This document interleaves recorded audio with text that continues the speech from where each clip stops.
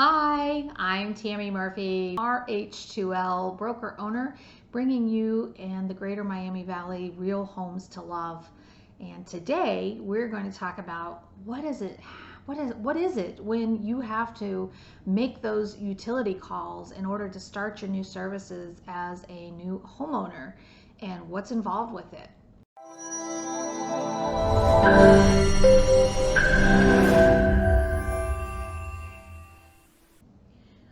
So I always feel like I experience things in life so that I can have firsthand experience for my clients and knowledge and information to pass along, and maybe some insights to be able to help you so that you avoid some of the perils or some of the stressors out there.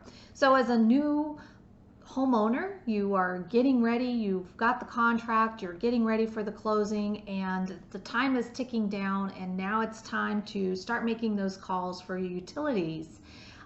Here in the Dayton area, it was always nice to know we had DP&L for Dayton Power and Light, and we had Vectren for our gas services, and we have if you're in the city of Dayton proper, Dayton Water Company takes care of everything, including your trash in most cases. And if otherwise you needed Montgomery County Water, these are the companies that you knew you were most familiar with and able to get relatively quick and easy access to. Of course, there's been some changes lately, and DP&L is now with AES. And I'm not saying that these changes I experienced today are a result of these company changes. However, my past experience working with these companies was based on who they were then and the services that I had, and was able to get arranged for it more easily than what we were able to do today. So it's been right at about 2.5 hours. So 2 hours and 25 minutes in making 4 phone calls. This is for a property in the city of Dayton proper. So we got lucky. Of course, the hold time is going to be one of those things. Why am I telling you this?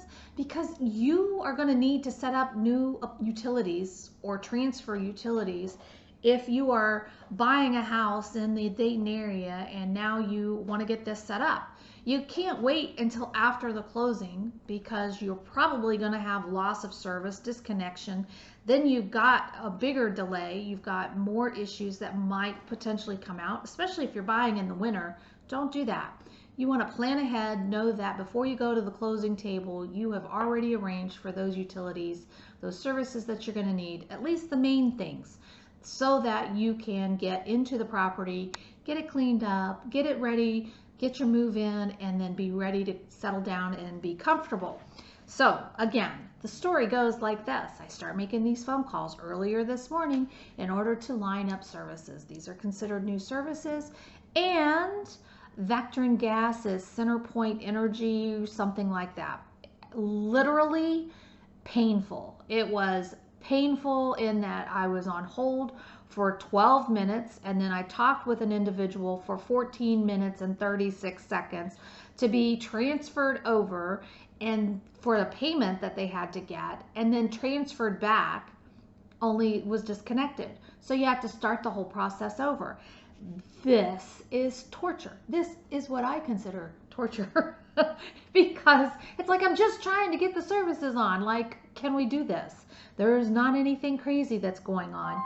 And what you need to know is that for both the Vectren Gas and your DP&L AES, that's the electric service for both the gas and the electric service, they're going to want your information. They want your name, they want the address, they want your social security number, they want your date of birth.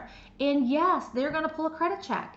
So for some people who are bordering on a credit amount, their credit score being at a level where it's either a good or a bad, or hey, I might get a better interest rate if I'm at this level.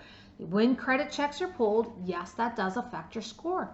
And so it makes people nervous, and it makes me nervous to feel like I know clients are having to give this information out and they're dealing with this. So for both of those services, for gas and electric, you will likely go through that same part of the process. got it all switched over, and literally those were the two bulk of the items. And because there was a disconnection and starting over, yes, that added to the timeline on this. But the whole time before you get to the representative is just as difficult. So everybody has hiring shortages, and I'm sure that there are still people who are working from home and answering calls, and these call centers are set up to facilitate that kind of a remote access, but it is time intensive.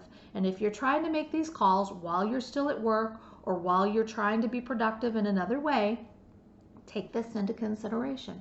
Maybe don't plan on calling all of them at the same time, because that will make you head explode. You'll just lose it. I lost it. So I understand when people lose it. My last call was to the City of Dayton Water Company. Nice, friendly, a few minutes to get picked up on the phone, but as soon as it was picked up, very friendly, very helpful, and nice to hear. They don't do credit check.